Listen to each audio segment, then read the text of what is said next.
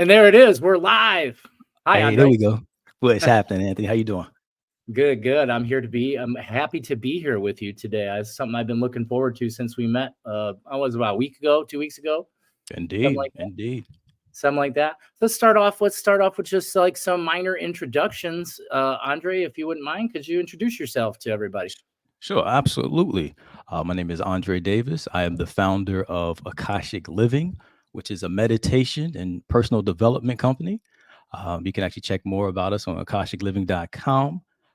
My background is in meditation, as I'm a certified meditation instructor with Deepak Chopra's organization, in addition to just a lifelong seeker, right? A type of person that will show up at a ayahuasca ceremony or a meditation retreat, always on the path of exploring how I can live a more expansive and fulfilling life. And my passion is helping other people tap into that same frequency, that same desire to be more aligned, if you will, with their purpose and with the sound or the texture of their soul, as you would say. So, Anthony, it's a pleasure and an honor to be here. It's a pleasure and an honor to meet you. And I look forward to a really dope conversation with you, my brother. Same, same. I'm looking forward to it. For anybody that doesn't know me, I'm Anthony. Also go by Antonio Corianti, which translates into Anthony Golden Sunshine. I'm pretty much what I do is I'm a full-time holistic transformation specialist. I work with people all over the world to help them become happy, healthy, and strong. Try to help them become their greatest possible versions. I go deep into spiritual teaching. Along with that, I'm also a classically trained shamanic priest of the Qatari lineage of the Pacacuna tradition of Peru. So this means I'm a nature mystic, and that doesn't mean that I only like love nature, trees and flowers and birds. I do. I see everything as one living nature. Everything is alive. I'm very driven in helping others to create and cultivate new ways of being. My wife and I have created a organization called the Positive Pineapple, which we began in 2019. And in that time, up until now, we've reached about 75,000 people in 48 countries, and that's growing every day, helping people learn things. One of the primary things I teach in my way of medicine is breath work. I am a master breathwork facilitator, and I use that as a cornerstone of healing for the mind, body, and spirit.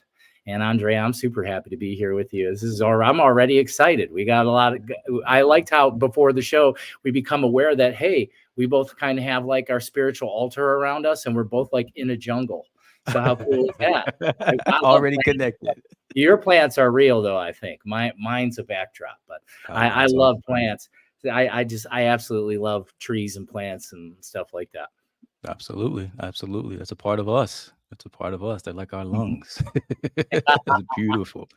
beautiful, Mhm. indeed. We So it's trade. So, did you want to let's discuss a little bit about healing with nature? That yeah. was something like we kind of touched on it. We could talk about, and if you want to start off there, I would love to hear some of your viewpoints and insights about healing with nature. Absolutely, absolutely. So for me, healing with nature is just a vital component of my daily spiritual practice, right? Whether it's outside doing qigong, right, doing breath work, sitting by the river, and just being in a natural state of being, right? Just observing nature, and just being a part of it. Harmonizing your frequency with it. So everybody may be familiar with the Schumann resonance, with this Earth's natural vibration. And so when you sit outside, and I guess it's like biomimicry, if you will, right? Your biorhythms begin to become in harmony with nature, and things like stress and anxiety, they begin to dissolve, and then you move into just a natural state of being. So for me, healing in nature, it's everything. It's everything. It's coming back to that source, coming back and remembering our natural state of being. And you can explore that from just a simple walk, taking a Mhm. walk in the morning, or hiking, or whatever it is. Just sitting in the park and just enjoying your lunch outside, and then just watching the trees and the birds, and just being in harmony with nature, and allowing those stressors and concerns and all those things to dissolve and allow you to just be present, to be present. But it's interesting when we connected. The fact that you're a nature shaman, to me, opened up a whole new portal of conversation, if you will, because your training, your gifts are rooted in understanding nature to an extent. There are a lot of us live disconnected from the understanding of how nature helps us heal, some of that technical and that nuanced understanding. So I'm interested in hearing from you, how you use nature to help people to heal and to come into remembrance of their natural state, and what that journey was like for you. Because I always say heal people, right? So Yeah. I'm sure there's an underlining story with that as well. So interested in hearing that from you. Yeah, there is. There's actually, I could sit here for a long time and tell you about all the story about how I got here, about how I became, a nature priest. It wasn't something I looked to happen. It wasn't. It kind of found me. Is kind of Mhm. what happened. So I'll just kind of like streamline a little bit. I ended up through living kind of just like an average life, doing the same things that everybody else tries to do, essentially trying to live the American dream, get out there, work as hard as you can, make as much money as you can, because the way I was trained in my upbringing was, Anthony, if you have a lot of money, you're going to be happy, is Mhm. what my father kind of told me. And I think that had a lot to do because my father didn't have any money. So I kind of grew up in a really kind of restricted kind of mindset, or a lack mindset, which kind of drove me really hard. And I tried so hard and I did so well, and I accomplished all those things. But what I found at the end of that rope was there was no happiness there, because the happiness isn't in the material things. It's not in the That's right. material world. And I didn't grow up in any sort of like spiritual sort of way around other people to teach me these things. So I didn't really have any awareness really much about nature up until that point. I always kind of had a feeling about it, but it Mhm. never was something I could really understand or bring into my actual awareness about. But what happened is through that kind of way of living, that ended up bringing me into a very deep form of illness, and in actually coming up with 13 different symptoms that are deemed incurable by our modern allopathic medical care system. So Mhm. that drove me into a very deep form of depression and anxiety. And that's the greatest thing that's ever happened to me, That's right. because by that happening, that allowed something in me to begin to open, my true Mhm. nature, my true being. And as that started to kind of open, I started to have new awarenesses. My consciousness began to expand very quickly once I began to realize that my perception was informing my reality. Mhm. Once I became aware, and it wasn't just something that happened on its own. This came through some spiritual communication that was happening with me, stuff I didn't really understand, because I didn't grow up in a place where there were shamans, seers, and sages for me to talk to about my experience. And my spiritual experience began very young, somewhere around age 3. I started to be able to communicate with spirits, but Mhm. I kind of was steered away from that, mostly by the fear of my mother. She kind of was like into Christian mindset, and for her, those kinds of things seemed evil or bad. So she kind of indoctrinated me to believe that. She's just doing the best she could to protect me, and I didn't know. So I don't look at anything that's happened as something that wasn't supposed to happen. I believe everything that happens has to happen to get me here, and it did. So that kind of took me into there's a lot of other stuff that happened. And next thing you know, I ended up in this apprenticeship to become a shamanic priest. And it was at first, I never really experienced anything like it. But just as I started going into it, I started to have the remembering. And that's what they call it in our tradition, the great remembering.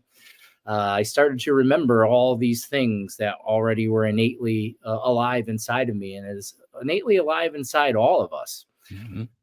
And then I was kind of trained and taught through those things, not just my human teachers, but my spirit guides also were taking me into things, having me get out in the woods. That Mhm. was kind of like my first real thing. And as I was healing, one of my primary issues was severe lung disease. I would be out there. I just was learning about how to breathe and use my breath work properly. And I was getting out into the woods and having time out there, just kind of how you were saying, just be outside. I didn't really have an awareness yet of anything too much, but I started to really walk and breathe. I'd be out there with my dog, and I just started to feel better and better and better. And I just started to heal. My body started to heal all of my symptoms. So pretty much there was a day that was really bad where I was questioning if I should continue. 8 months later, I recovered to basically where I am now, which I would say I'm pretty much around the most healthy version of me I've ever been at age 47. So I feel pretty good. I'm close to half a century old, but you could never tell me that. I feel like I'm in my late 20s if I had to guess, looking at it that way. But nature is such a very beautiful and powerful force for us to become connected with. And what it really takes is that space to create consciousness, to create that conscious awareness of nature. So there's plenty of people that you can put them outside and you can put them on a park bench, but most of the time what they're going to do is they're going to sit there and they're going to think. They may be overtaken by the beauty of the nature for a short period of time, but the incessant thought begins again. So I'd say the most important thing for most humans to learn, and why I teach it and what's such a big deal to me, is breathing. There's a term they use, breath work. That's kind of a modernized idea. There's as many forms of breathing as there are diets. You can explore that. And that's what I always try to get people to do, is first learning how to use your diaphragm. And the primary reason is using your diaphragm turns on parts of your nervous system that allow you to make interactive connections with the nature around you. You can't really become aware of it until you can shift your brainwave rate. And so that's something that, as I go along my journey, and I'm also a shamanic teacher, I teach and train other shamans. I train other people how to connect with nature beings and frequencies of life. That's something that's really kind of a cornerstone for most human beings, because if you don't know how to breathe, you have no control over your mind. That's really what it comes down to. And that's what I say is the breath is the captain of the mind. Once you gain control of your breathing, wow, you can do a lot more stuff than you ever could before, particularly handling stress. Because we live in a world where, we've kind of been taught like stress is this bad thing. I disagree. We're meant to create stress, but what we're not meant to do is hold on to it. And this is kind of where the path of the nature mystic becomes really beautiful, because what we're train ourselves and we train others to do is learn how to process energy, how to process information, because that's something none of us are taught from our, unless we're really lucky, we're not taught that kind of thing. How to process information. That's beautiful. It reminds me of there's a scripture going back into the Bible. It says, be you transformed by the renewing of your mind, right? Renewing your mind, remembering how to come back to a natural state of being, right? For me in meditation, just breathing, the breathing aspect of it, having, whether if you're using a mantra or not, it's the following your breath, right? You can use that as just a guide to follow your breath, follow your breathing. Typically when you're stressed out, your breathing gets real shallow and quick. If you can just tap into a space, just where you just breathe and relax, just allow it just to flow naturally. I think that allows us to, to reduce the stress and the anxiety, but taking care of your nervous system, as you were alluding to, critical. Big time. Yeah, big time. Breathing, because, we've probably been told that when we were children. I know I heard that when I was a kid, like breathing's important and this and that. I never really understood that. I didn't understand that, like just how, as you were pointing out, being in a sympathetic dominant state, which most humans are most of the time. And we think that's normal. That's been normalized to kind of be in that ready. I'm always ready and I'm ahead of the game kind of state. What that does is, just as you were pointing out, you have low respiration. You're breathing high in the chest, typically through the mouth, or holding your breath. And how we can kind of reset that is, and the thing we've been heard before, take a deep breath. Well, the thing that is missing from that advice is elongate your exhale. Because elongate your exhale is of the most importance, because that long exhale tells your nervous system that I'm safe. Yep, that's it. So it's that long. And if you train that repeatedly, all it will take you is just a couple breaths to be able to shift your frequency, because it's neural adaptation is what's happening there. It's an adaptation that happens through kind of practice.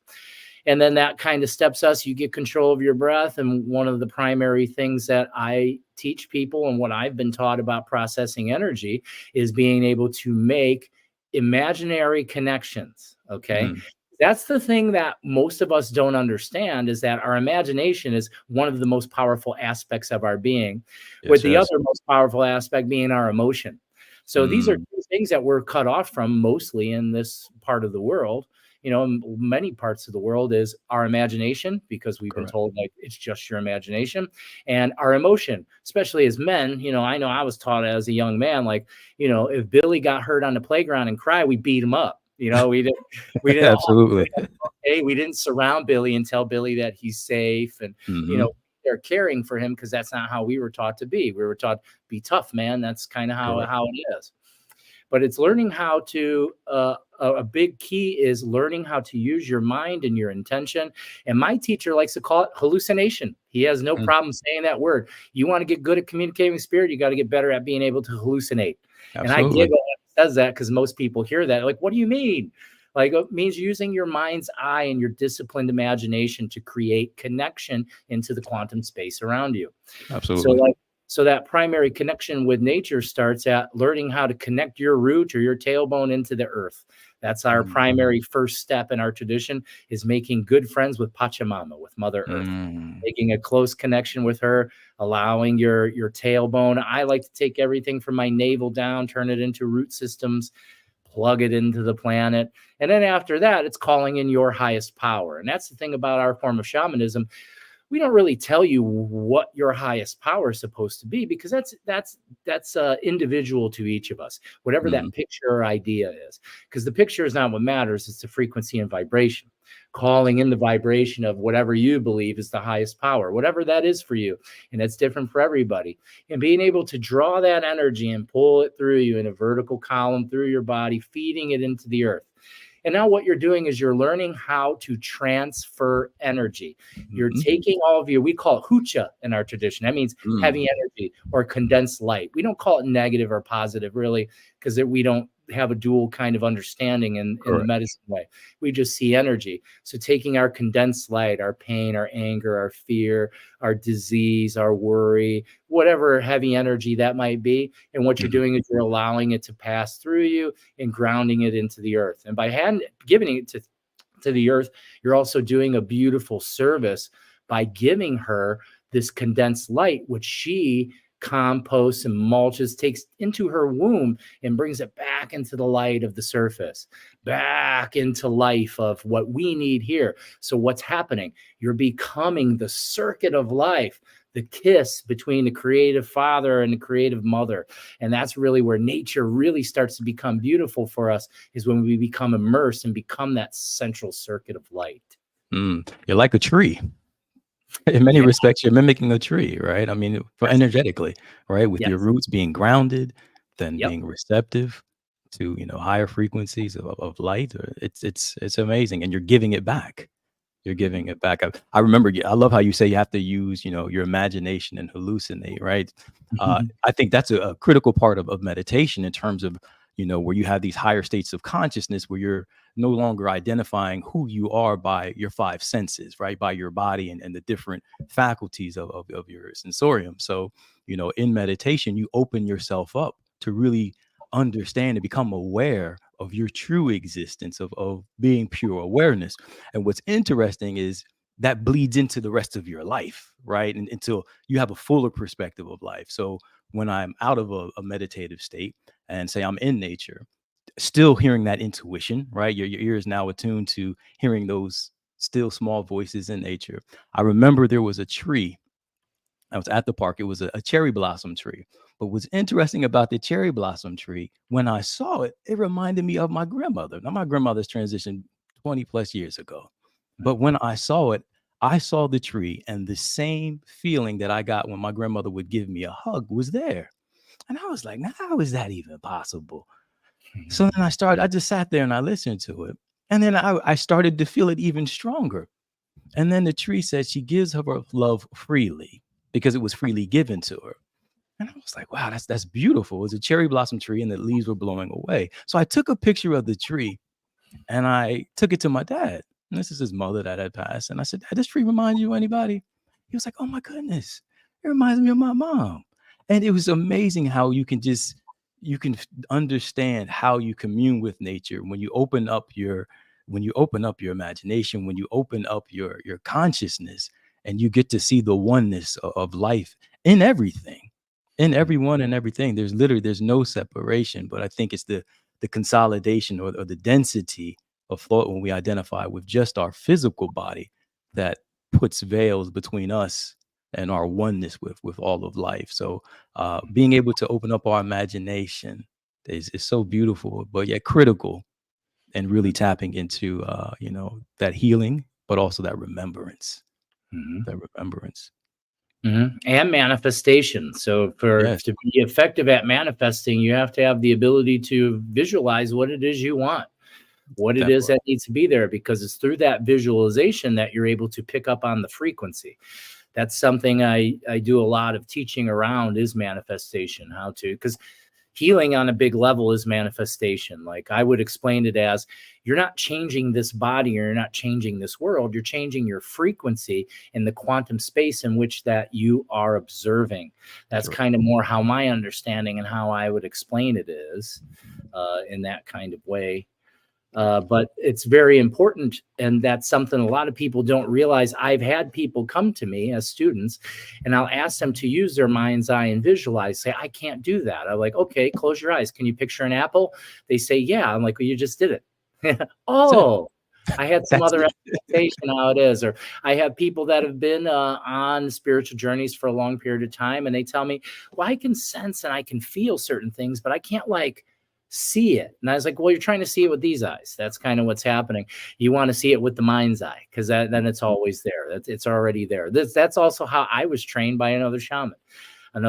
I said the same thing. I was like, well, I can see, sense, smell. Like, I have a vast awareness of energy that's around Hmm. me, but I can't see it. And he's like, oh yeah, you can, because I can see you seeing it. I'm like, oh, okay. And then so we had this brief conversation where he helped me to understand that my imagination, it happened really quickly, like very quickly. Oh, your imagination's a tool. It's not something that's not unreal. And I was like, that makes a lot more sense now. And then you can Hmm. have confidence in those things, taking your time to create mental pictures that actually help you, because that's one of the greatest things we can do. If you want to become the greatest form of Andre, you want to spend time every day visualizing him. What does he look like? What does he do? How does he act? Where does he go? What's happening? Taking all that information and transferring that. So that's your imagination. Or for some people, they may have like spiritual communications or touching or tapping that come to them.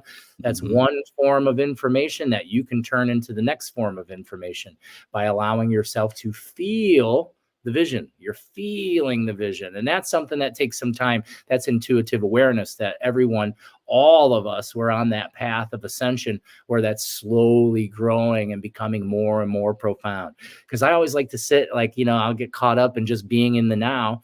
And then sometimes I would like take a little venture backwards, like, wow, look where I came from. That's Hmm. amazing. That's so Hmm. amazing. It's always fun to look back, like who we were before, or where it started and where it is now. And then, so that also helps for me to imagine where can it go, Oh which is yeah, far beyond any part of my imagination, of course.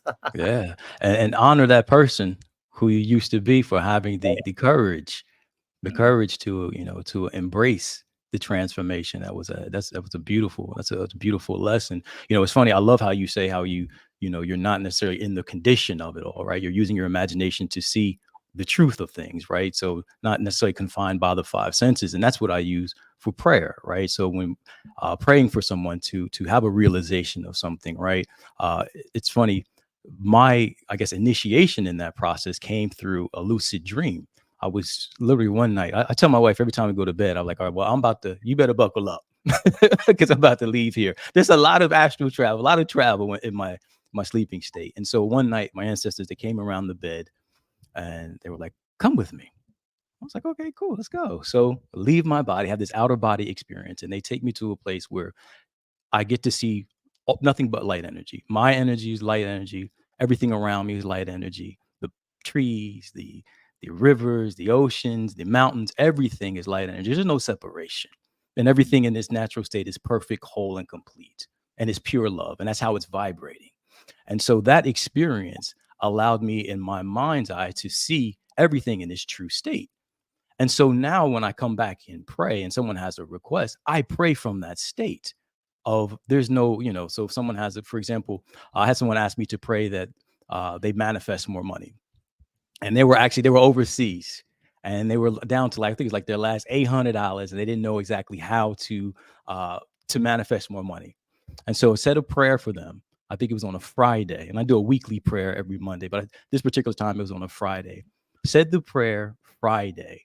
The following, I think Monday or Tuesday, she reaches out to me on WhatsApp. It's like, Andre, oh my God, you're not going to believe this. I got a check for $5,000 over the weekend. And then someone sent another check for $3,000 and another one. And she's just rattling off all of these different, events of money coming in. And I say all that because the prayer came not from a place of scarcity or lack, but just seeing her in her true state, the way that I saw myself, the way that I saw my ancestors, the way that I saw this world in the state of abundance, in the state of prosperity. And from there, using my word to help her have a realization of who she truly is. And it was amazing how it became so immediate. And I credit her for having an open heart to be able to receive that. But, the power of being able to pray, but also the power to really see things as they truly are, really accelerates and amplifies our ability to manifest. Mm-hmm. Yeah, I mean, that's the way of the shaman. I mean, to be able to bring in potential impossibilities for others. It's like kind of being like a map holder or a way shower. Mm-hmm. Because what you're looking at, what you're creating in that form of imagination, you're tapping into potential outcomes. And if you can tap into this potential outcome and bring it here, this begins to create a higher frequency, and you can share that with people. Yeah. Absolutely. I don't know if you're familiar with human design. There's something called human design that's really, really intense. I actually would recommend check it out sometime. You can go on. It's like a calculator that it starts off with like online, and you just tap in some information. It's based in several different disciplines, including astrology and numerology and some other things. But in my experience so far, kind of messing with it in the last couple of years, the accuracy is amazing. It's amazing accuracy. So it kind of breaks people into types. There's like certain types of people, breaks them into several different kinds of types, like the most common being generators. People who generate, they're the people who are basically creating the world around them all the time. And then there's manifestors, people who have the ability to really easily manifest by pulling in energy and creating in a certain way. There's manifesting generators, which is like a mix between manifestor and generator. And then there's reflector, which are really rare. 1% of the population are reflectors. These are people that, for people like me, which I'm a projector. Projectors are commonly spiritual teachers and things like that, people who project energy into the world. So that's kind of what you're doing there. I don't know if you're a projector, but that's what you just explained in language, was a way that you've projected energy into the realm around you. Because that woman isn't, she's you. That's it. That's who she is. You're just feeding information into another cell in the system. And by doing, we can do that for each other all over the place. And that's why like community, spiritual community is so, so important. And why a lot of the work that Mary, my wife, and I do is with community groups here in our local area, but also online community groups of people all over the world, because energy doesn't know time or distance. It doesn't know. That's something we've made up. And what we're able to do, and this kind of goes into alignment a little bit with like some of the shamanic practices. The shamanic practice explains essentially that we're part of a living grid system of energy called the Sikinan is the word they use.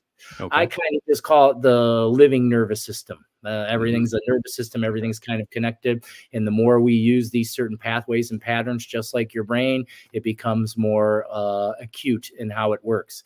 So when you get a group of people together to do a meditation, which also to me is a form of prayer, like my ideas of prayer aren't like how it started off as closing my heart and telling God what I need. I'm much more passive in my prayer. I'm open to be one and in back and forth communication with my higher self or the higher power. But when we come together in groups, that magnifies, and that's been spoken about in scripture as well, about prayer. When you bring two or more people together, you're beginning to compound its ability, its flow of light. Because that's really what my form of shamanism that I'm part of and what I teach is, technically it's a form of light technology. We've known, ancients have always known everything is light. And that's basically how we teach. There's different, the cool part is like here, like in the United States, we have English and we only have certain words for, we say like energy, light, that's it. Over The there, there's nuance. Kausai, Kanchai, Kamaska. There's many different forms, Munai. There's many Mm, different forms of light that represent different frequencies of consciousness. Because wow. when I say come into a flow of energy, I don't necessarily mean you're in a flow of energy as much as I'm saying you're shifting your frequency of consciousness. A State. new version of you is now rising into that space of consciousness. Mm, that's powerful. The nuances of it, right? How language, if you have to have the language for it really to understand it, Yes. it helps a lot.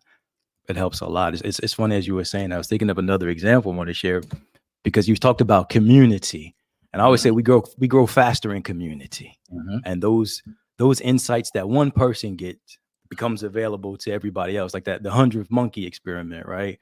Where you Right. get that morphic resonance, and so whoever has availability to that, who's open to try something new, it's there for them to receive. And so I remember a time, this is my homegirl, Veronica. We're part of a Course in Miracles community. For the last 2 years, we've been doing this A Course in Miracles meeting every week.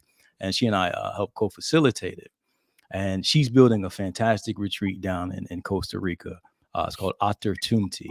It's going to be fantastic. But Awesome. she, first of all, she's an amazing being, absolutely Mm-hmm. amazing being. She has a fantastic story. It's called, actually, she has a book. I'll think of the name of it, but she's building this retreat in Costa Rica.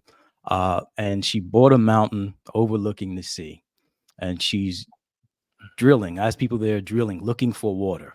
And I think every time they drill, it's like $30,000. And I think they drilled maybe like four different times, different locations, but they can't find water. Now, mind you, the mountain is overlooking the sea, so there's water around there. Mm-hmm. And so we do our weekly prayer, and she says, Andre, can you just say a prayer for me? That the developers are having a hard time finding water in this mountain, and we can either dig again in a new location or dig deeper. And I was like, absolutely. I mean, this is nature. There's an abundance of everything. So when she's asking me to pray, mind you, she's in Sedona. And so the energy and we're on Zoom. So I'm picking up the energy, not just from Sedona and her background, but also just the understanding that there is no lack in nature. There is no lack. And so she asked me to pray. And of course, we say a prayer. I believe that was on a Monday. Later that week, she texted me on WhatsApp. She's like, Andre, the developers reached out and they said, we have so much water now. We have Awesome. so much water that they can, they have enough water for the entire community. And I just started laughing. Did my mic go out? It kind of muffled for a second. Yeah. I just started laughing. Yeah. Give me 1 second. Uh-huh. That's Yeah. amazing. Yeah, it was hilarious. Just Yay, the water. realization of it. Yeah, like but the realization of it when it happens, it's a beautiful thing. It's a beautiful thing. It improves your faith. It really boosts your faith when you see the result. The result can really bring that faith. I was going to ask you this. Would you mind talking a little bit because you mentioned about A Course in Miracles. I'm pretty familiar with it and everything, but maybe for the viewers, for people who aren't familiar with Course in Miracles, could you kind of give us maybe like a little tutorial or some ideas about what that is? If you can get your mic straightened out. Technology. You gotta love it. I apologize about that. You were asking me a question? Yeah. So what I was going to ask you about is you were talking about A Course in Miracles, and you have A Course in Miracles. You're in a group. I'm familiar with Course in Miracles. What I used to do is I have a library. It's like 3 miles away from here. And what I was doing when I was recovering from lung disease, I used to speed walk from here to the library, and I'd sit there and I'd read the Course in Miracles for just like 30 minutes at a time, when I would go in there and just pick up the information and leave again. So I really enjoyed it. I think it's a great wisdom transmission. There's so many great wisdom transmissions. I think this one's a very potent one. So if you wouldn't mind, for like the people who are viewing, people who are watching, could you talk a little bit about A Course in Miracles, what it is? Give us your feedback about that. Absolutely. So when you look at A Course in Miracles, the way I like to say it, and even it's written on the cover of the book, it's a foundation for inner peace. Foundation for inner peace. So no matter what your on-ramp is to spirituality, right? A Course in Miracles is a universal teaching. So you can come you can approach the course from a Christianity, Hinduism, Buddhism, Islam. All of the teachings are designed to connect you to a universal truth of spirit itself, of life itself, of love itself, whatever you may call it. And so it's broken down into different segments. One segment would be the daily teachings. So there are daily lessons that you read, and these lessons may require you to maybe take a few minutes and just to be observant of different aspects of your day, right? So there's daily lessons. Then there's also there's chapters to read, right? There's a chapter that will give you more detail about the lesson so that you can, it starts you out at the very beginning. Like one of the first lessons is everything around me that I see, I give meaning to. So it starts you at a very basic level where kind of, starts you get grassroots, wipes the slate clean, and then builds you up so that you can see some of the errors and ways of thinking that we may have, but ultimately leading you into a state of remembrance of who you are. So the chapter version is something that you read on a weekly or daily basis. And then last but not least, there's the teacher's manual. And the teacher's manual is for those who choose to teach. But as you find out throughout the course, that everyone is a teacher, that you're not just a student of A Course in Miracles, but you are also a teacher itself. And that gives you a little bit more insight into the material. But I would say it's a fantastic course in terms of bringing you into a state of remembrance, a state of community, a state of inner peace, and understanding that miracles are everyday occurrences. Everyday occurrences. Do you recall who's the author of that of A Course in Miracles? I can't remember currently. You know what? They don't even really focus on the author of it. I mean, the author. I remember something about it. I just can't remember what it was. Give me one quick second. They really don't focus on the authors. I think because the way it was constructed, it was physicians that were working together, and they were having a difficult time in their communion and in their relationships. And so they sat down and the book was channeled. So when you look at it, it really does not say any author on it. It's just the foundation for inner peace, the complete course plus the supplements. So, but it was inspired writing through channeling. And it's absolutely a life-changing book. But I'll say the community that comes as a result of that. Our conversation earlier about being able to grow faster in community and those insights that are available to one, you would be amazed on a weekly basis the amount of transformation and miracles that we witness as a group. I salute Veronica for coming up with the idea, because she's done a fantastic job. She goes on different retreats, and everyone that she meets, she brings them back to the community. And so we're able to tap into a collective energy. And from that standpoint, just really, really grow. And now these lessons are, they're distributed throughout different aspects of our lives. And we've seen tremendous growth. So such a blessing to be a part of that. Yeah, I noticed when I was reading through it, it's kind of mirrored a lot of earlier works that were before it, having to do with theosophy and Rosicrucianism. Yes. But there is no original thought. There's just a bunch of different channels, and the channels are all different frequencies. They're all different. I call it singing the song. Each one of us needs to hear a particular song. The song of a certain teaching might not be the frequency for someone, whereas another one, even though it's saying the same thing, just maybe in different language, pops up in a way in someone's mind, and that really anchors with them, begins to make some changes. I love how much that's something that's, though it's good and bad in a way, in the kind of the world we're living in now, because we live in a space now where we have endless amounts of information. You can inundate yourself and flood yourself with as much information as you can possibly handle. And I see that often. I see a lot of people who are on their spiritual journey, they'll end up doing what I call the hamster wheel. And that's, I read a book, I put it down, I pick up another book, and I just keep reading. I keep giving myself the information, but I'm never actually applying the knowledge. I'm not taking the information and knowledge and applying it into my reality to gain experience. And that's usually where I'm seeing in this time, we call it kind of pseudo spirituality, because you can know the path. You can read the path, you can know the path, you can know all the terminology, the ideas, but until you start to actually place it into your reality and see how that miracle is working in your life, you don't have wisdom. and the wisdom is missing. And that's usually it's I think we talked about this like in our off-air meeting when we were talking about medicine, about psychedelic medicines, all kinds of things.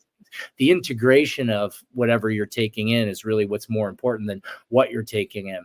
And when people ask, because people ask me often, they'll be like, Anthony, what are some good books for me to read? I was like, let your spirit guide you to those. I don't want to give those to you, because the thing is, I don't read a lot of books. My awareness didn't come from any book. It came from source. That's where I always will try to guide people to. Books are great, but they're kind of like more like sparks.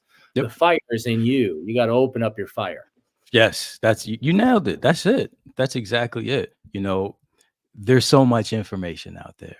The key now is the embodiment of what you read, right? Transforming information informs, you know, knowledge and wisdom transform, right? And that's the difference. But you got to embody that piece. You got to embody it. I love it. I was just reading in the Bhagavad Gita the other day, was talking about when Krishna was speaking to Arjuna, and he was saying that there are many paths, right? But all the paths lead to me.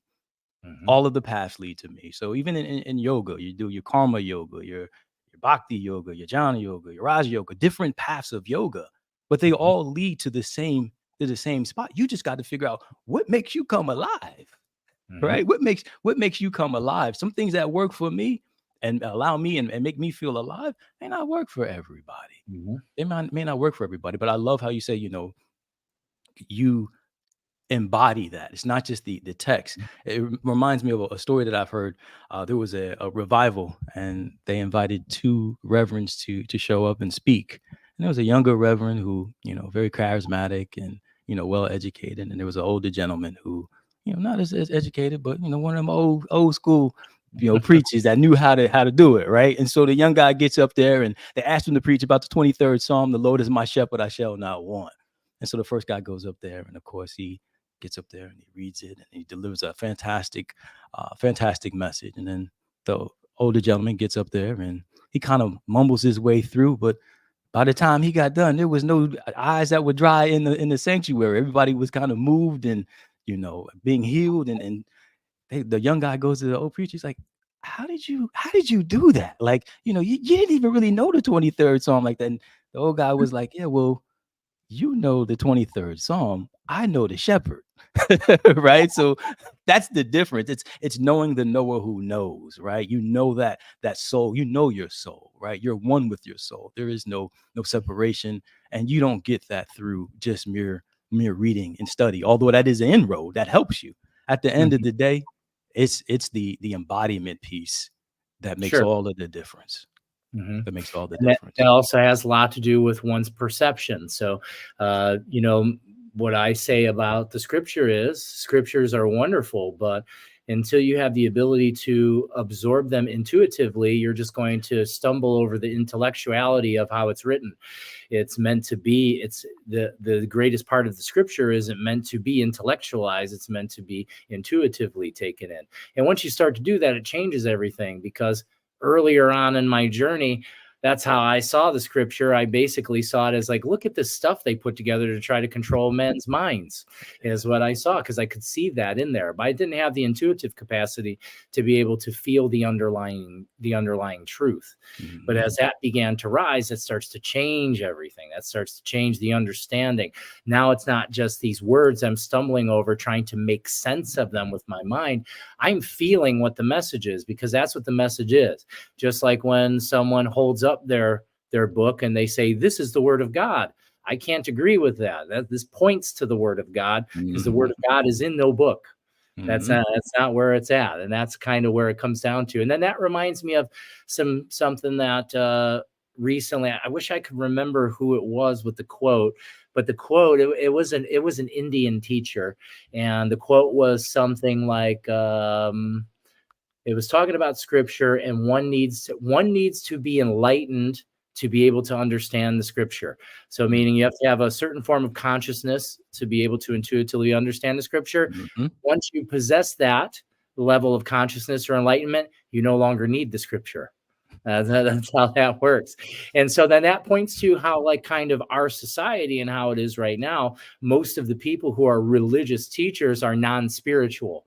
They don't have a spiritual mind. They have a religious mind. So all they're doing is regurgitating rules and limitations and passing that down. So that's changing, though, because in my experience as a shamanic priest, I've had in the last couple of years 5 different Christian pastors come to me for Oh, that's guidance, beautiful. That's dope. telling me, like, I've had this awakening and now Yeah. I don't want to be I don't want to do this anymore because I feel like I'm not telling the truth. And then we kind of go into those ideas of resistance and everything and start to change the mind into, no, you're in the perfect place, because now what you can do is you can actually spread the word. You can use Christian language to be able to convey very deep conscious kinds of being. And Yeah. so with the people I've worked with, that's become very helpful for them. And they brought it into their congregations. Now, what happens is some people pick up on that and they take off. And then some people stay and bring others with them, the people that are there and want to learn that style of being that goes beyond. I'm not one of those people, like, because I'm a spiritualist where I look down on religion. I'm an omnist. I see that there's beauty in all religions, but there's also lies. And I'm okay with that. Like, I have the discernment to understand the difference. I see the beauty that's been put there, and I also see what's been put on top of it. I don't consider that a problem. I consider that that's on purpose, because what that's going to do, it's going to take someone a certain way, a certain route. And it is through our trial is how we grow and how we become our greatest self. That's exactly it. That's exactly it. Yeah, I'm very similar in terms of no judgment in that. I have no judgment in terms of, which religious background is. It's beautiful. It all, like I said, all roads are going to lead there, right? All roads will lead there. Like all your veins and arteries lead back to your heart. Yeah. Exactly. That's exactly it. And I love how you were saying, those messages that you find in the book, they're available for me in nature. It's so interesting. One of my favorite spiritual teachers, Reverend Dr. Michael Bernard Beckwith. I love him to pee. I mean, incredible. What I started noticing, before I would live stream, I would go out in nature and I would do some qigong and then I would meditate. And I would get a message from there and I would write it in my journal. And then I would come back later on the day and I would listen to Agape's love stream. And the exact message that I got in nature was the exact message that he was preaching that day.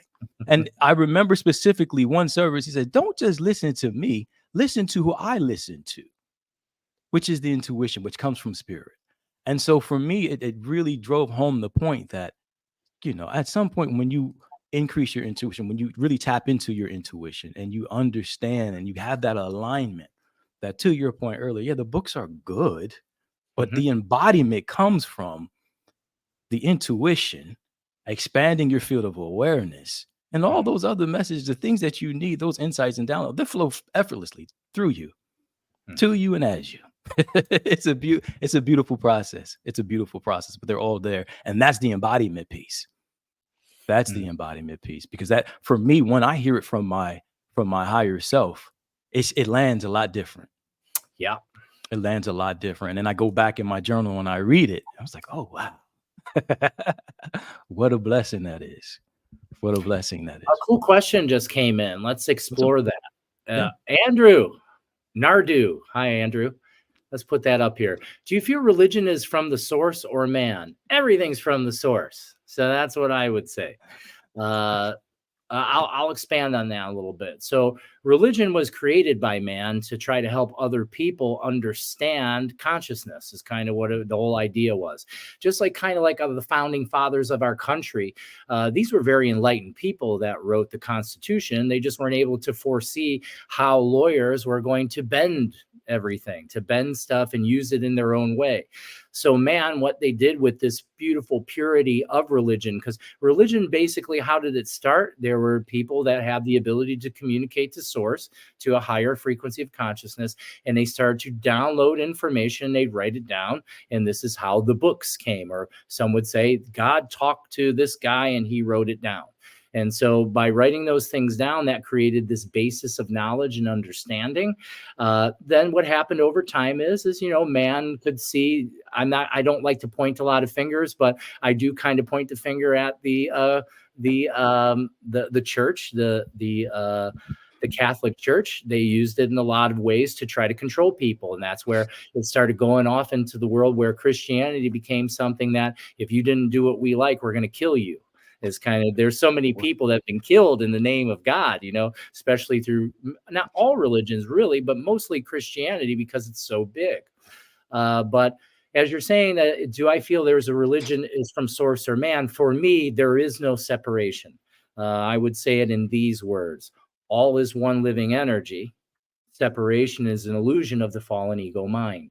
That's how I would kind of pronounce that. So there is no separation, but kind of going into your question about it, like, well, yeah, man kind of adulterated it, messed with it on purpose. And then really what the biggest thing that happened is where man started to make it so God is something separate and away from you, something you'll have to die to know, or you're not worthy of being with, or you have to consistently be repentant and beaten down and small. And one of the craziest things I ever hear is God fearing. Why would you be afraid of your creator? That's never made any sense to me. So yeah, so I get the question. I hope that kind of covers some of the things, and I'm interested in, Andre, do you have anything you would add to that or Yeah, expand? it's interesting. What came to mind was, thinking about God making man in his image and likeness, and man returning the favor. I would look at religion returning the favor to God in terms of making God in man's image and likeness, right? And so it's a different take. Like I said, I had no judgment on religion. I came through understanding of spirituality through Christianity, right? And so that really gave me a foundation. But as I got older, as I matured, I started reading different texts. I had a different understanding of it, and in many respects, we're all saying very similar things. But however, to your point, religion has been used to oppress a lot of people, oppress a lot of people, and it was used out of context. It was never designed to enslave, never designed to as a tool to manifest destiny, if you will, right? That was never the case for these channelings, for these teachings. But at the end of the day, I believe all roads do lead to love, no matter which way you call it, right? However you slice it. Mm-hmm. Yeah, I agree. I have a lot of different kinds of viewpoints and everything about kind of how religion has been used and things. Again, I don't look at anything as it's wrong. I think that everything has its design, its purposeful design. This always takes me into, well, there's lots of people that love to live in the mindset of, fail your way into greatness, or I'm imperfect and that's okay kind of thing. I kind of have a different viewpoint. I believe everything is perfect. Everything is perfect. I believe the sunshine, the sunrise, the sunset, the grass, every human on this planet is perfect. What is not perfect is our expectations, our deluded expectations of what perfect is supposed to be. That's the difference. So you can never convince me that nothing's perfect, because I understand that it is. What I do know is we have judgments. We judge the present moment. It doesn't mean everything feels good all the time, Correct. but it's understanding that the universe doesn't make junk, or God doesn't make mistakes. I No don't mistakes. come from Correct. that kind of way. Correct. I agree with that. That there are no mistakes. God makes no mistakes. I think man. There's the old Sufi quote that says, "Between man and God, between God and man, there are no veils. Between man and God, there's 7." Right. So we create these illusions. We create this separation. Mhm. Religion to me is interesting. While I have no judgment, and I look historically and I see the impact that false doctrine, how religion has been used to oppress people. It does kind of, it rubs me the wrong way in some respects, Sure. right? And so I work through that, but yeah, it does rub me the wrong way when I look at it, particularly from a historical perspective, right? When we think Right. about, you alluded to the Catholic Church and the papal bull and the ability to use doctrine to say that people are inferior, and to, when enslaved Africans were first captured, the first thing they did, they were baptized into the church, Converted, right? right? Mhm. Converted, right? And so we see historically how religion was used as a tool of oppression. So from that perspective, yeah, not fully. I don't get overly excited about it, but at the same time, I'm not judgmental as in terms of where people are in the journey, because at the end of the day, I believe that the truth of who we are is always being revealed and unfolding. And at the end of the day, when I have evidence, I've seen who we are, and I know that where that path leads. So Mhm. it's all good. If it ain't Yeah, all good, it ain't done. I see too, and then that takes me back to something you said a little bit ago, being created in the image of God. I don't believe that's the form of a man. That's not Mm-mm. how it is for me. I believe that it's the torrid field of energy in which we actually are, the luminous bubble, the Holy Spirit, the aura. There's many different ways to call this field of living energy in which we actually are. I actually perceive other people's energy fields, feel, sense, touch, smell. I can really understand other people's energy, and this is what makes me a very effective healer in what I do, because I can sense and feel blockage. I can sense and feel impedance and things that are going on. And as that awareness in me grew, it really changed my perspective, Mm-mm. because we're raised, especially if in forms of religion, to think that my soul is inside my body, but it isn't. You are a soul, a body's in you. That's really what it is. This is who we really are. The Correct. luminous field of energy is actually who we are, and also what God is. God is the Mm. luminous all field of energy that generates this field of energy, which isn't separate from the one. So that's something that's always really amazing to me, and that made the scripture make so much more sense to me when I came into that intuitive awareness that, oh wow, I'm a field of living energy. Oh, that's what God is. Oh, that makes a lot more sense now. Now I can understand more about who I am. And then that kind of changed things in a big way. And what helped me heal is understanding that the body in which I'm perceiving and having this experience with is a direct reflection of my Mm. energetic being, my That's right. energetic field. And if I switch or change my energetic being, my energetic field, this thing changes. And it has. I've been able to, I mean, it blows people's minds to find out that I've been able to heal myself from terminal illness. They're like, "Are Yeah, you serious? You couldn't breathe before, and now you teach people all over the world how to breathe? Isn't that amazing?" I'm like, "Yeah, it's completely amazing. And this is also what gives me faith. It's my that's right. deepest part of my faith. You can never tell me, no one could ever take my faith from me." And that's the thing. Most people don't understand what faith is. Faith isn't a believing. Believing's one thing. That's part of a belief system kind of that Mm-hmm. happens. Faith is knowing. It's a unquestionable kind of feeling of, oh wow, I really understand what I am beyond whatever the story is. Because that's how I see it. It's all just living energy moving around doing its thing. The rest is a story, and we get to observe that story basically any way we choose to, Mm-hmm. especially when we start to realize, like, who am I? Those are like those fundamental awakening questions. Who am I? Why am I here? Who am I? Yep.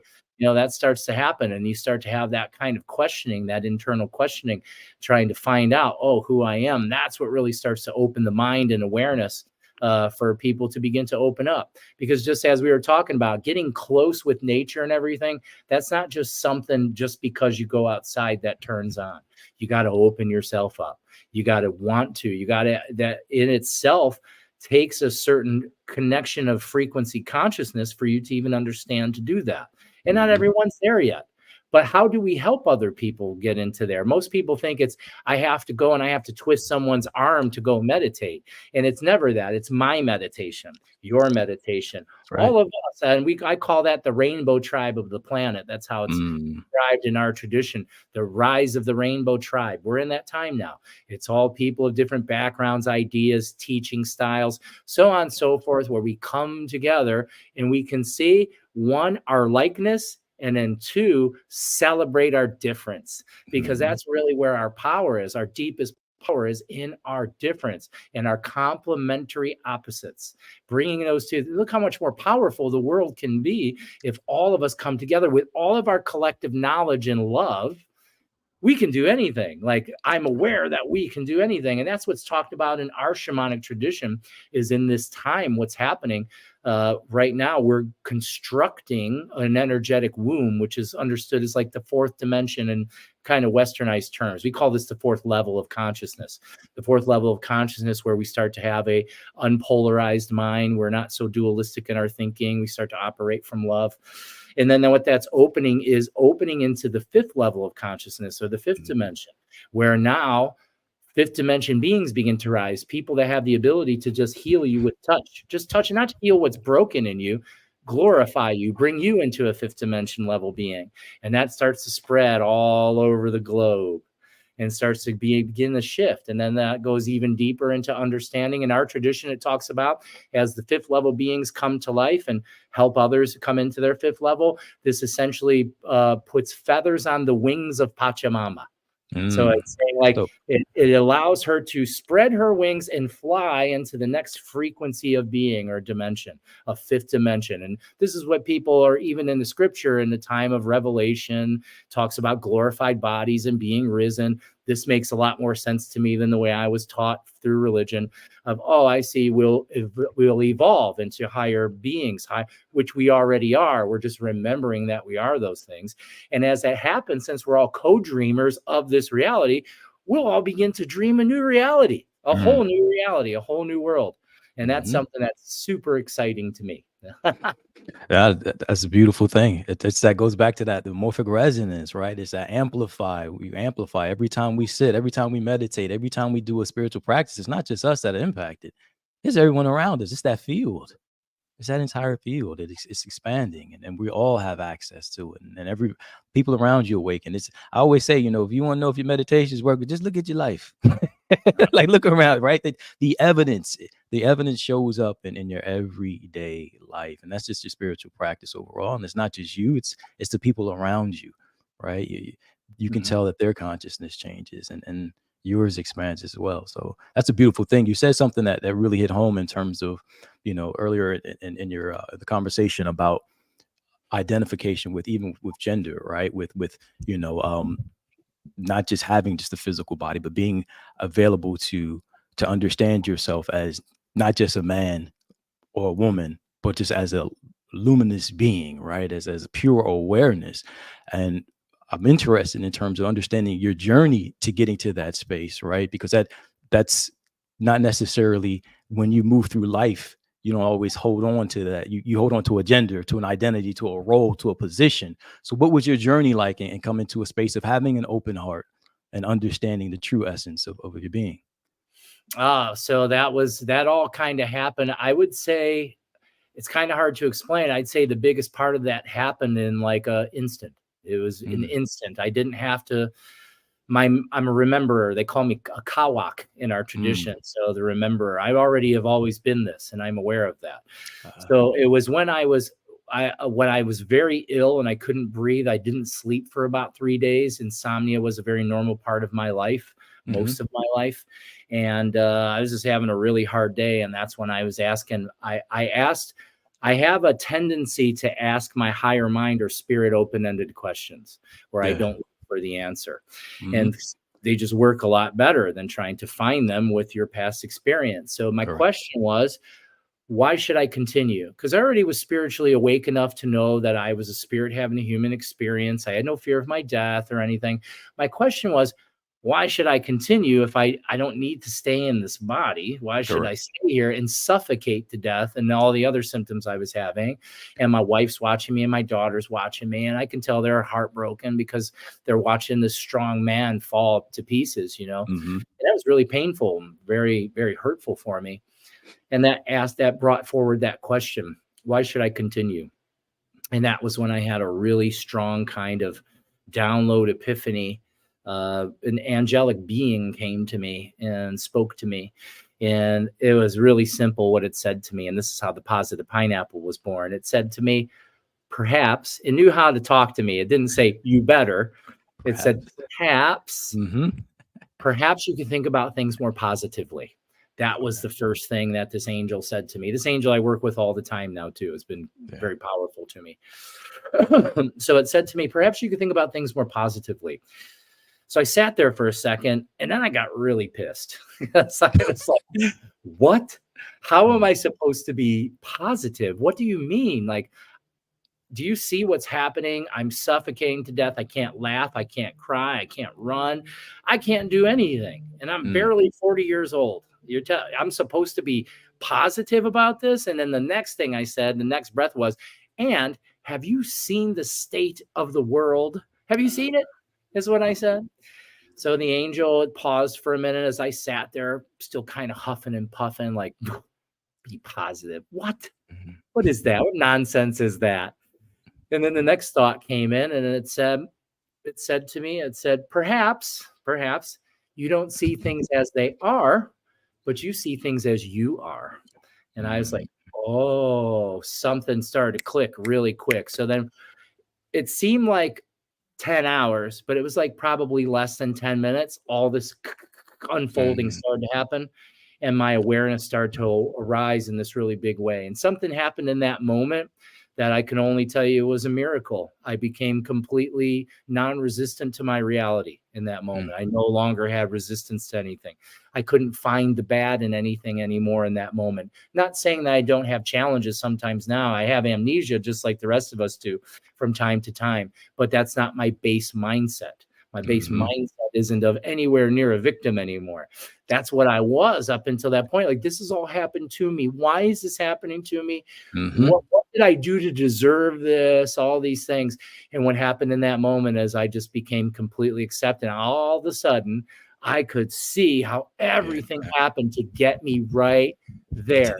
And even though I was sick and I was still dying, I no longer had resistance to it. I said, if this is how it is, then so be it. I have a choice on how I operate in this mode where I'm at. I jumped up out of my bed.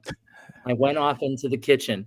My wife and my daughter are sitting there, and I walk in, and they're just like whopper jawed, kind of looking at me. And they're like, you're glowing. You're like glowing. You look golden and glowing. Like, you look alive. What's going on? And all I could do is I just started crying. I was like, the most amazing thing happened to me. And, to make it in easy terms, that day I was touched by God. I was touched by the Creator itself. And it reminded me of who I actually am. I'm not that story. And that's what kind of, for me, where that started. Now, I know that's not typical for most people. I'm fully aware of that. But I think a lot of people have pieces that happen like that in their life, and they can begin to cultivate those things through choice, saying, and it starts there first at the awareness. Do I want to change? Looking at your life and what's going on. Even if you have a really good life, it's okay to still want to grow and expand. But looking at your life, do I want to change? And stepping into that. The awareness is the first place, because, and like we said, all paths lead to the same place, but all paths begin at awareness. Without awareness, you have nothing. Nothing starts there. Right. And then usually where I usually have most people start to step into their journey is starting to become aware of your breathing. Just if you're not ready, not everybody's ready to meditate. I couldn't meditate at all at first because I thought that I had to be able to shut my mind off. That's what I thought, because that's what the world was telling me. I didn't understand that by me sitting there in my stillness. And even though my mind runs away, every time I come back, I'm building that muscle. That's right. I didn't understand that at first, but that's what true meditation is. That's where most people, I tried, but I failed. What do you mean? Well, my mind was running. No, that's okay. Yeah. Become aware of that, aware that my mind, that's your awareness. I don't want to be taken away by my thought. I'm not trying to stop it and make it a black chalkboard or anything like that. I'm letting it happen, and I'm bringing my attention back into me. The easiest place is your breath. Why do we do that? Because you can't overthink and be aware of your breath at the same time. You can't. Correct. Try it. It doesn't work. You can't do it. So that's that primary thing. That's how we develop our intuition. And that's why meditation is such an important tool. And even if, again, this goes into, there's so many paths, but there's one path that always is there: internal stillness. Yes. Without awareness and internal stillness, you're not going to go very far. That's not what's going to happen. You can add in all the other practices you want, because it's not about the practices. It's about how you're learning how to manipulate and use your nervous system for you. Internal stillness. Internal stillness. The awareness piece. Just breathing. Like, literally, I think meditation kind of gets, mystified a little bit, right? It reminds me, I drew an analogy to drinking like French wines. Back in the early 2000s, I was a wine salesman coming out of college, right? And so I had to learn all these things about French wines and reading the labels and all of that. And it was just so intricate and detailed. I was like, somebody got to make this simple, right? Like, it's a good grapes, a good juice, it tastes good, right? Like that's what I wanted, right? And so just simplifying and literally you nailed it, right? Just, your mind is going to think thoughts. The thoughts are going to be there. That's his job. You're going to have thoughts that pass through your awareness. And yeah, your attention may grasp onto a thought, but that's okay too. You could just bring it back to your breath. And to your point, you're building up that muscle because you're moving from a state of reacting to being able to respond. Right. And so when you get in stressful situations, and you're nervous, you get all tight and tense and all that. But now you have a habit, you created a practice of being able to just to breathe and bring it back to the now. I love it. You say the breath, you can't breathe in the future, you can't breathe in the past, you can only breathe here now. And anchoring, using your breath as a focal point of your meditation is everything. It's everything. It's a beautiful point. And I remember my first meditation was unbelievable. I literally set my phone for 3 minutes. I saw a video with Deepak on YouTube. He was on a hip hop station. I don't know what he was. I really don't even know all the details. He was talking about a 21-day meditation challenge, but literally it was just the way he was saying it hit home. I said, whatever he got, I need. It was a level of peace in his voice. So I said, I'm going to try it. I'm going to try to meditate today. So I grabbed my phone. I sat down, grabbed my phone, set the timer for 3 minutes. That's all I had. I knew I wasn't going to be able to meditate for a full 10 minutes. But I closed my eyes, and I even saw somebody do a mudra. So I did a little mudra. And the moment I closed my eyes and I took a deep breath, it was like, whoosh, all of these thoughts just started passing through my awareness. But these are the thoughts, the things that I was afraid of, the stuff that I was worrying about. My wife was pregnant. I was questioning, am I going to be a good father? We were newly married. Am I going to be a good husband? Am I going to get the ideal job that I want? All these thoughts that were controlling me and making me anxious and nervous and worried passed through my awareness. And finally, after those 3 minutes went, I was like, oh, okay. The tail has been wagging the dog the whole time. I get it. I'm aware of these thoughts now. Before, they were lingering under the surface, and I would just try to run them away. I would literally just run, 8 or 10 miles a day and try to run those. But the thoughts would be there when I got done with my race. They didn't go anywhere, right? I couldn't smoothie them away. I tried to drink all the healthy smoothies, and it made me feel good. My body felt great, right? My body looked good, but my mind was still ensnared. Mind was still ensnared, and it wasn't until I had the awareness to observe the thoughts. And then I saw the truth of it all. And I was like, oh, I'm worried about all this stuff. They ain't even playing out. Ain't even real. It's not even real. So the meditation piece, the awareness part, such a critical aspect of my journey. And I appreciate you for calling that out because it really helps me to your point earlier, regulate my nervous system through my awareness of my breath. Yep. I mean, that's its primary thing. That's the whole thing that's happening is you're learning how to be able to shift yourself from a sympathetic state, a sympathetic dominant state, a fight or flight mode into a parasympathetic dominant state, a rest and digest mode. This is called, like in the shamanic sense, this is how what we say is shaman must alter his state to be able to step into the spiritual space. Now, some shamans have to use substances and things to do that. I don't believe that humans need that in any sort of way and necessarily to be able to enter an altered state of consciousness. This happens just through practice. And the thing is everybody develops at a different rate. Just because your friend's been meditating for a few months and is having these rapid kinds of changes and everything doesn't mean yours will be that way. It might be that yours is going to take longer because maybe you have a harder time letting go of the thoughts, the story that's blocking you from being able to just let your guard down for a little bit. People that have high levels of stress, and I work with lots of people and veterans and things with PTSD, meditation is not something at all, and even in the realm of a word they can understand or start with. So we start them just with, let's get you used to feeling your breath, just coming into, instead of being out here, just coming into, and that's interoception, inner body awareness, coming into the inner body. My favorite thing is to teach people to breathe into different parts of their body. Breathe into your hands, breathe into your feet. I have a video that people love. It can become very psychedelic, alternate lung breathing, bringing all your attention to one lung, the left lobe, filling up that left lung, and then repeating that a bunch of times and squeezing into that left lung. And then you're done. Now, the whole left side of your body's vibrating, the other side in a different kind of frequency. Then you're switching over to here. It's so powerful how that can begin to train our mind. And I do all kinds of different kinds of trainings like this for myself because I'm really deep into neurological training. That's basically what everything I do, and all of my teaching and all of my healing is directly related to, is helping people learn how to become self-regulating. Because if you learn how to regulate that nervous system, now all this other stuff starts to fall out of the way. And now the practices, those roads, those paths that lead to the same source open up in front of you. So all these new kinds of potentials and possibilities open up in front of you, and then you can find your way. You can go that way. That's why I don't say there's only one way. Like, this is weird. There's plenty of people that think that there's only one way. There isn't one way. There's a couple things that are inherent to all human beings. And one of them is, if you have lungs that work, you're going to want to learn how to breathe, because this is your primary, how your body is alive. I like to call it like you're huffing, your reality. You sit here, how you huff has everything to do with how you perceive your reality. And when you're done huffing, the reality is over. And then you get to go to the next thing. Mary said, I was never able to connect to the word God growing up, but nature has always been my higher power, just always naturally could feel the deep connection. Mary's my wife. And yeah, she's also a initiated priest and very much a nature being. I call her Pacha Mary.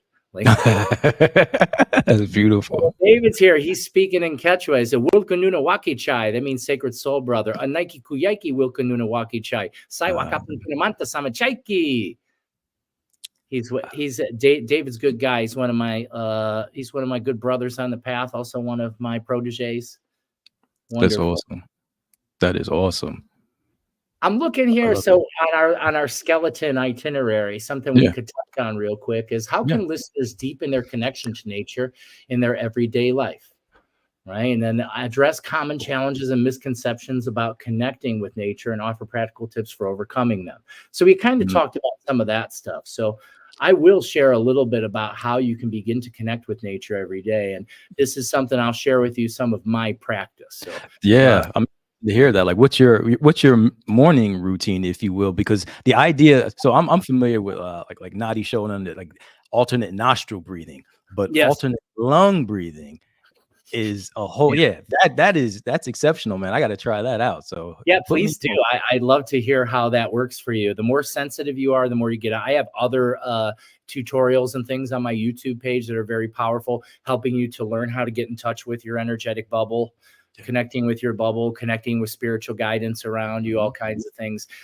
I have a bunch of different ways because everybody kind of needs a different kind of way of understanding. But like I'll kind of go with like a primary kind of way to begin to connect with nature. And well, the first thing is I like to so I'll talk about my practice a little bit. My day starts, my alarm goes off. Sometimes I wake up before the alarm, but usually the alarm goes off. I hit the snooze, and what I begin to do is I begin to breathe and focus on gratitude. That's the first thing I do. I used to first check my messages, get up, I look at my phone, worry about what I'm going to do for the day. I decide that that's not important in this moment, so I'm training my mind not to fall into an old pattern. So I wake up, I'm up, good. I start to fall into my breath. And what I do is I like to do about a 3 to 5 seconds in, and then about 7 seconds out. Long extended exhales, and I just fall into that breath. And as I fall into that breath, I don't give the counting any mind anymore, and I start to focus on gratitude.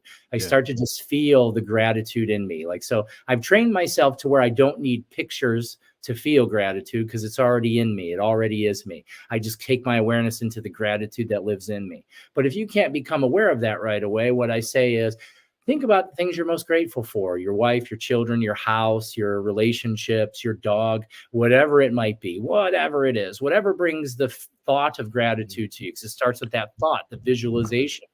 Gratitude comes in, and then you're taking that energy, you're taking it from here in the head, because that's all coming into your head, the thinking mind. And then what I do is I say, take that energy and let it take the elevator. Shh, take the energy down into your heart, into your upper belly, like the main area of the center part of your body. You're bringing it into the center of the body. And now what you're doing is you're paying attention to how that feels. You're letting go of the concepts of gratitude, and you're just bringing all of your attention to feeling gratitude. And as I'm sitting there and I'm breathing, I brought the gratitude into me. My next part of my exercise is see if you can spread that vibration all over your body. And with every breath, I'm breathing in. It's like I start to use my mind's eye and disciplined imagination. I'm calling in the spirit and energy of gratitude, and I bring it into me, and then I push it out around me. And I bring it into me and I push it out around me until my whole body's vibrating in gratitude. And that it turns it up for me. Like it turns up the volume. Now I'm even more gratitude. And now probably 4 minutes has passed. And now I start to breathe. I start to pick up this pace of my breath. Now I'm radiating. Now I'm putting my mind to radiate the gratitude. And it starts off, I'm radiating and my eyes are closed. And now I can feel the walls of my room, the ceiling, the contents, and I can feel my gratitude just vibrating into these things. And as I continue, it starts to vibrate back.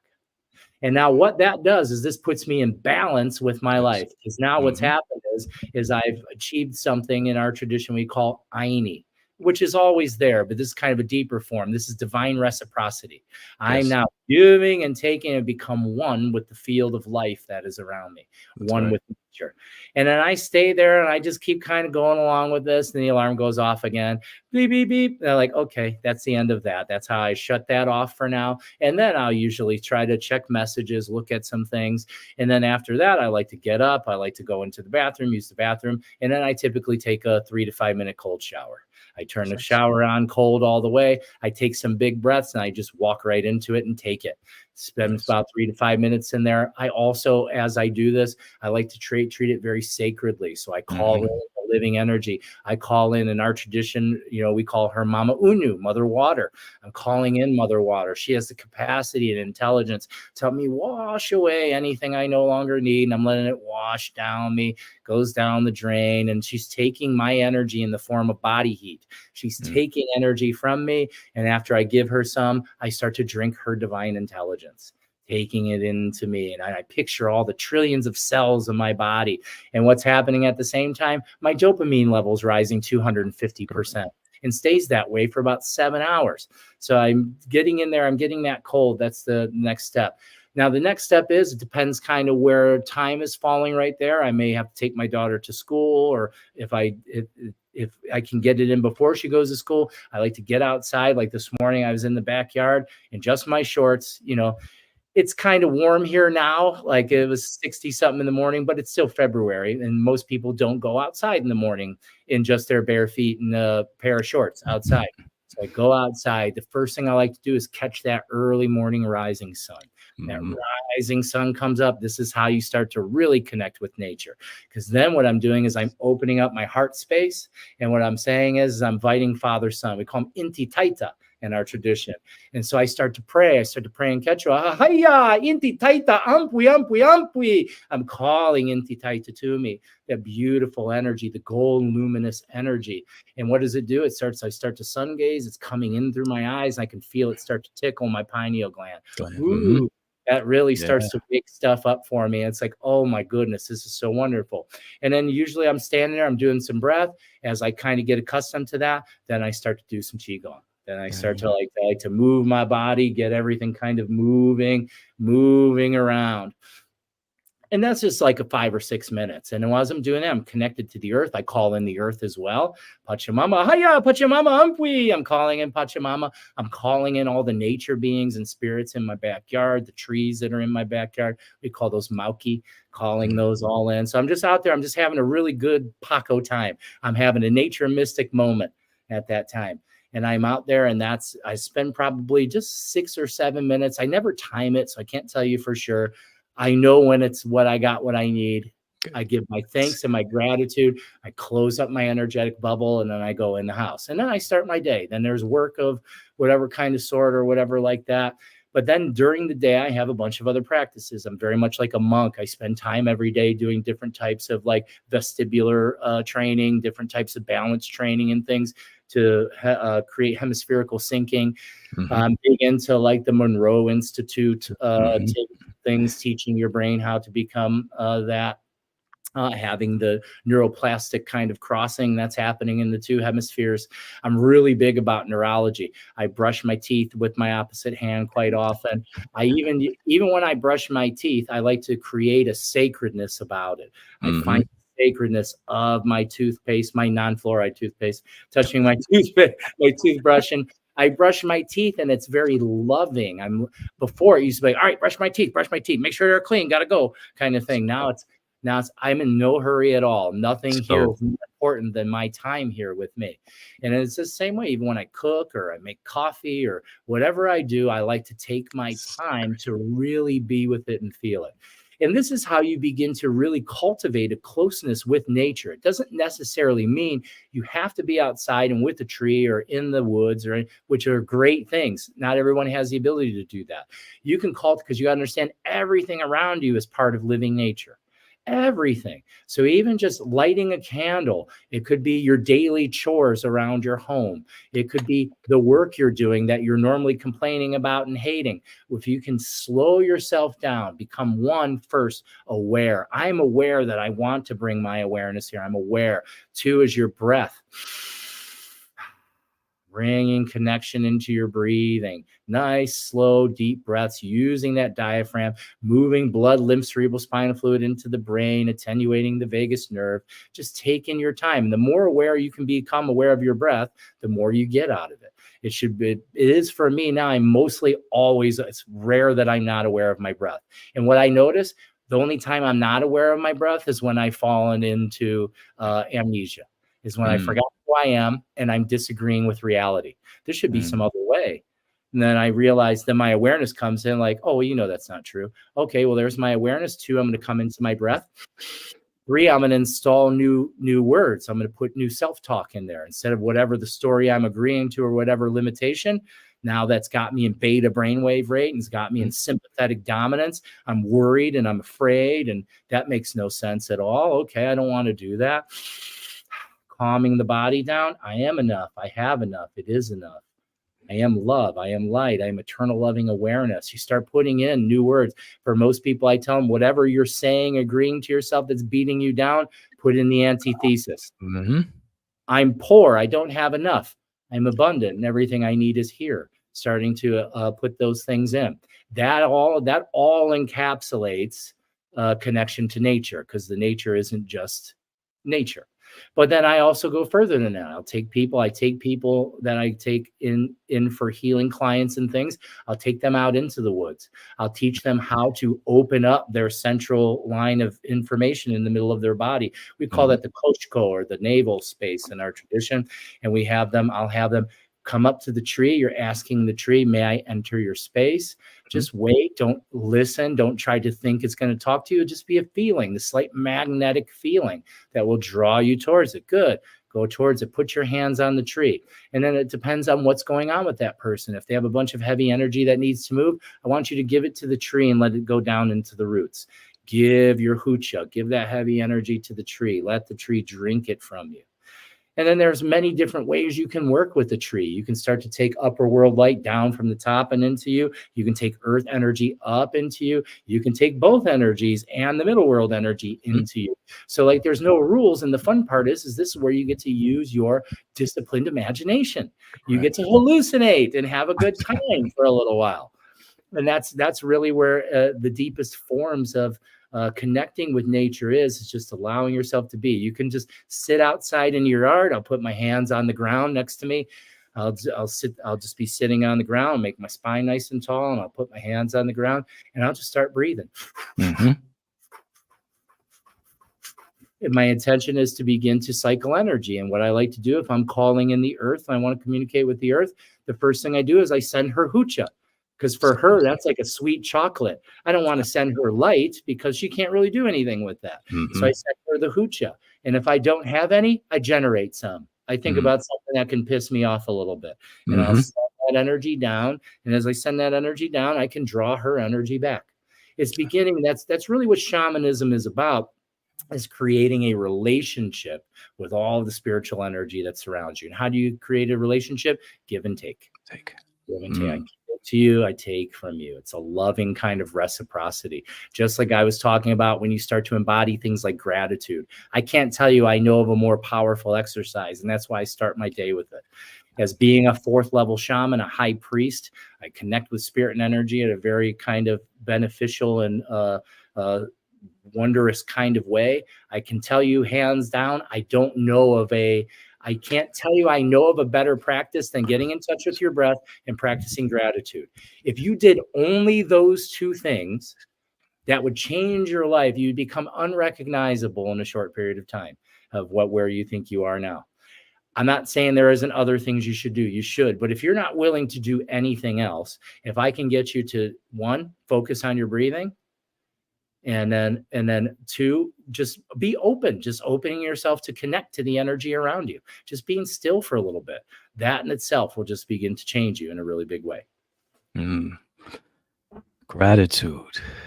Huge, right? Gratitude. Like, you know, as you're saying that, it all makes sense, because you look at, you know, the positive pineapple. When you got that message from the angel, perhaps you can, you know, be positive or look at it positive. That's gratitude. That's a shift in perception. That's being grateful for what you have, for what's there. And it takes nothing. It doesn't. I mean, you could be grateful for, you know, a glass of water, or you can just be grateful for existing, for being alive, right? For being alive. But even in that state of gratitude, it expands. It expands your frequency. Your heart opens. There's something about those words of gratitude that allows your heart to just expand, and you feel, oh, you know what? Yeah. It takes your mind away from any condition. It takes your mind away from the condition. You be like, yeah, you know what? Yeah, life is good. I may not like this certain thing that's happening right here, but you know, I got something I can smile about. Like, I'm grateful for that. I'm grateful for that. It changes. Gratitude changes everything. And to your point, I don't know anything else that gives me that shift. You know, you had a moment of satori based off of gratitude. Your whole world, you got a pace of a stage of enlightenment in a terminal moment, and what was perceived as a terminal moment. You come into a state of enlightenment and say, wait a minute, I'm grateful because I'm alive. Like, yeah, I'm alive. And from there, I mean, you've created this space, you know, the positive pineapple, and impacted so many people just from being grateful. And I love how you start your day with it. You know, starting your day with a sense of gratitude is so powerful. It is so powerful. And breathing into it, because it's not just a mental exercise. There's the physical component of it as well, that your cells are awakened to it. Your cells are awakened to it. Your body is harmonized in that field of,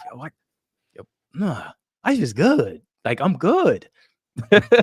Like, that's powerful. That is powerful. And I thank you for sharing that practice. Those are things where, you know, I'm going to take some of that and start applying it to my life, to my practice. You know, I haven't jumped on the cold shower train yet.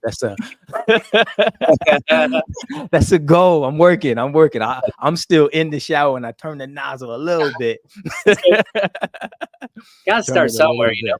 And again, on my YouTube channel, I have a cold shower tutorial you could check out. It seems that works a lot for people to be there to watch me take a cold shower right in front of you and kind of chill, because it's mostly about, again, your breathing. If you can slow your breathing down and set your mind to, it's like jumping out of a plane. I'm just doing this. I don't have any reservation. Or I have people picture yourself getting in, and it's just no big deal. You picture yourself actually enjoying it. And so by creating that mindset, it's getting in the way of the other part of your mind. Say, this is going to be bad. I'm not going to be able to handle it. Because the truth is, nothing is actually unbearable except for the thoughts about it. That's right. That's it. Nothing is actually unbearable. Hey, cool question came in. This kind of goes back to something we were talking about earlier. Would you say that humans make mistakes? What would you say, Andre? I would say they're mistakes. I would say, yeah, there are mistakes, but they all turn back into work for your good. They all work for your good.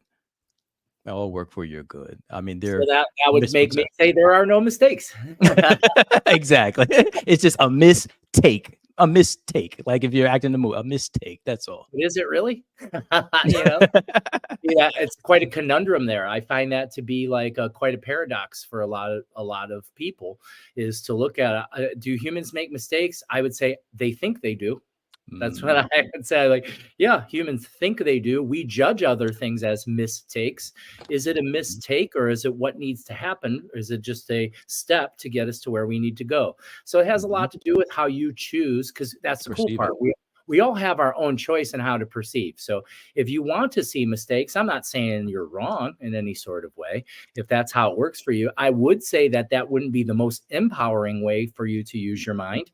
I'd say the Right. most empowering way to use your mind is to understand, like, yep, because it takes away your judgment, and will also take away your judgment of others. And usually what this does is help reduce in people what I call justifiable resentment, because lots of humans hold on to resentment because they justify it. It's okay that I hate you because it's okay that I'm mad at you because of how I feel. And those are because we're judging this mistake. A mistake, when we say it's a mistake, what we're saying is, I don't agree with reality. It should be some other way than it is. It's a mistake because it shouldn't have happened this way. Says who? Says my judgmental mind. Instead of Error and looking, perception. it's exactly the way it needs to be. And if it was any other way, then I'm not alive. So there's different ways to kind of look at these things. I don't find much empowerment anymore in finding wrongs. I try not to look at wrongs. It happens. My mind makes judgments. I sit back and watch him judge sometimes, and then kind of giggle like, that's all wrong, right, Tony? And he goes, yeah, I know it is. So, but that's kind of the fun part. But that's where I would go as far as mistakes or failure, or I don't really put myself in positions to disagree with creation anymore. And the greater I get at that, it's just a whole lot less resistance I have to everything. It's beautiful. It's a beautiful point. Beautiful point. Lulu Because says I'm catching the tail end. I believe you are. Thanks, Lulu, for being here. That's way cool, Fayware says. Way cool. feels good. Feels good. Yeah, I don't know. Is there anything else you wanted to touch on or anything before we scale? We're at hour 36. I don't know how long you Yeah. want. I think we nailed it. I think we nailed it, man. I think we nailed it. It was a soulful conversation, and just a place of light where we can connect and build. It's so important, particularly now, to share energy, to amplify the teachings, the messages, what we're learning in this process. Anthony, what you're doing, how you're making such a huge impact with the community, with helping people to heal and to come into remembrance. Anytime this opportunity presents itself to build and to amplify the message is a blessing, is an absolute blessing. So I'm eternally grateful for being on this platform, for having this conversation with you and sharing this space, because I know we impact each other. There's only one of us here, quite frankly. Yeah, right. So I only love one of us talking here. to myself. It's so much fun. I That's have so exactly many it. amazing personalities and things. It's so much fun. That's it. That's exactly it. That's I exactly it. want to thank you so much for being here and doing this, Andre. It's been so much fun. I really enjoy your energy and your light, and I want to commend you. I'm so glad you're here in the world and helping others to find their way. And I think that's just one of the most precious and beautiful things we can do for each other on this planet, is work on ourselves and become the greatest version of ourselves, and let that overflow us, pour out of our cup into the world. And I'm just blown away. I'm so excited to continue to meet more people who are on this path and are so expanded and open to share, and open up about their wisdom and their past and their story and their practices. And those are all just wonderful, beautiful things. Absolutely. Absolutely. I give thanks for you, my brother. I give thanks for you. And Hey, Mary as well. if you don't mind, would you like to, I'll like lead everybody just in a few breaths, and maybe you have something you'd like to channel, a prayer or something you'd like to share with Sure. everybody. Okay, Absolutely. that'd be cool Absolutely. for you. All Yeah, right, that good. will. All right, everybody, if you'd like to join us in this kind of like little ceremony, what I'm going to have you do is I want you to take your left hand and put it on your navel and your right hand and put it on your heart. And I want you just to take a moment. I want you to feel that left hand on your belly. I want you to feel your stomach, the warmth of your hand, the pressure of your hand on your belly. And then bringing your attention up to your heart, your hand on your heart. Feel your heart and see if you can feel your heartbeat. And now you're just becoming aware of your breath in the moment. You're not doing anything with it. You're just aware that you're breathing. Notice where your breath is going. And then you're going to begin to breathe deeper, and you're going to breathe deep into that left hand, into your relaxed left hand, up into your right hand too, and out with a soft sigh. And it's like a wave, left hand, right hand. Use your voice and sigh it out. Belly, chest. Feel your breath like a wave.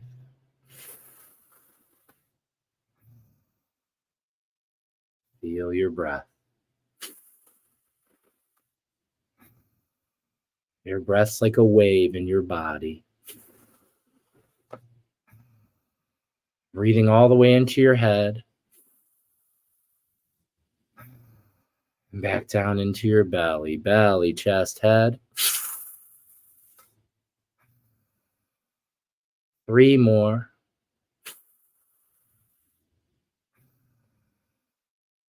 2 more. Last one. Big, strong breath and hold. Hold. I want you to squeeze your entire body like you're wringing out a sponge. You're squeezing, squeeze everything. Your arms, your legs, your feet, your hands, your face, your ears, even beyond your skin. Squeeze. 3, 2, 1. Release. Taking your hands off your body and letting your hands be open, your palms be open. You can hold them up or put them in your lap, but just allowing your hands to be open. And bringing your attention to your hands, you may feel the vibration, the frequency in your fingers and fingernails and your palms. And what I want you to do here is I want you to invite to you your highest power, whatever that is for you. We can call in all beings of light and energies and frequencies of consciousness and divine knowledge. And we can ask them to bring their perfect teachings, wisdom, and medicine here. And as you ask for that, allow your hands just to be open to receive, as if you can sense and feel the energy of the light beings that surround you. Call them to you into your hands and let the energy of your hands expand up through your wrists and your forearms, rising into your elbow joints, into your upper arms and shoulders. And let that energy pour over your collarbones and into your heart. And let this luminous light begin to fill up your entire body. Allow yourself to use your mind's eye and your disciplined imagination to imagine the most beautiful, luminous light, the greatest healing light, the greatest, softest, beautiful light. And allow it to embody you. Allow it to slip into every nook and cranny and crack and crevice, every square millimeter of your body, bringing light into the 30 trillion cells that make the wondrous universe that is you. Allow yourself to just be here with this and feel your breath. Feel your breath fall in. Feel your breath fall out. And just allow yourself to remain in this space of beauty and resonance as Andre shares his word.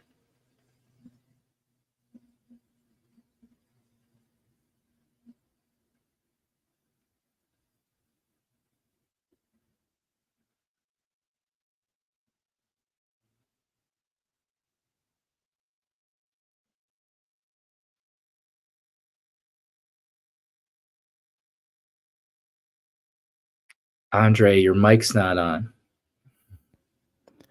How grateful. Yes. How grateful we are. Mm-hmm. How grateful we are for this sacred space. For simply being. For the air that is in our lungs. For the heart that is pulsing in our chest. For the blood that is flowing through our bodies. How grateful we are for our very existence.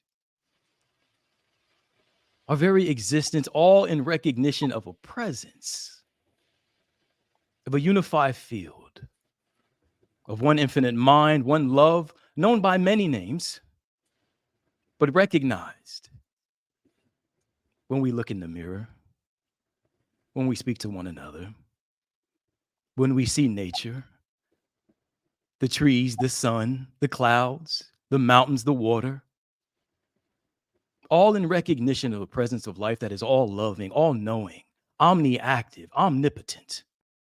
How grateful we are.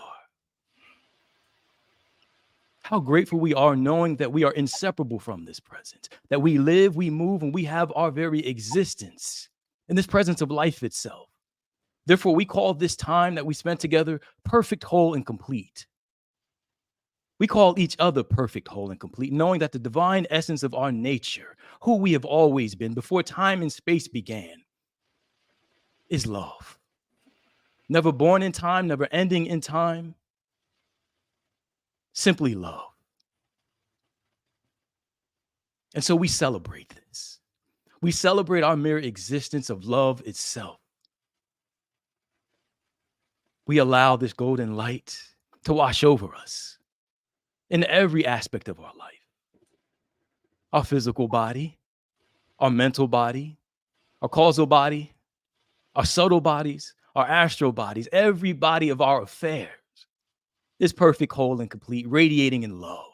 We give thanks for the ancestors, the ascended masters, the teachers, the archangels, all those who have agreed to accompany us along this journey as we come into a greater remembrance of who we've always been.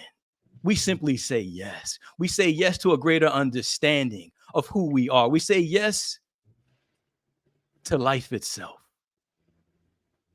seeking to experience itself as each and every one of us. We take this powerful word that comes from the presence of life, from our higher self, word that is conscious of itself as being the fulfillment of a desire that we have already come into a realization with. We take this powerful word and release it into the all-loving arms of the eternal. Simply allowing this word to be so. Amen. Amin. Ashe. Shalom. Salam. Aho. Hotep. Alhamdulillah. So it is, and so we are. Ahaya! Everyone just taking a moment with your hands open, taking in a nice big breath and feeling your breath. Feeling the gratitude for that breath. And say out loud in your space, I am perfect, whole, and complete. Breathe in that truth and say it again. I am perfect, whole, and complete. And say it once more. I am perfect, whole, and complete. Let us now gather our energy. Stick your arms out next to you, big and wide. And as you take in a big breath, gather up all the energy of your space in your bubble and taking a big breath. Bring it up over top of your head, a beautiful luminous ball of light. And as you exhale, run it down through your head and into your body. Down through you and into the earth, allowing yourself to be that central circuit. A Nike Kuyaiki Arpichai Sonkolai. Thank you. I love you. A dove from my heart.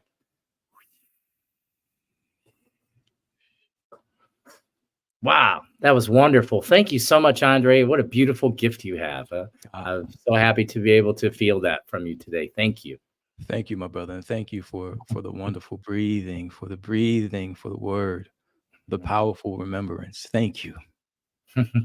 Love you and I appreciate you. I love you so much. Thank you. I look forward to us doing this again real soon. Indeed, my brother. Just one of many. One of many. Blessings to you.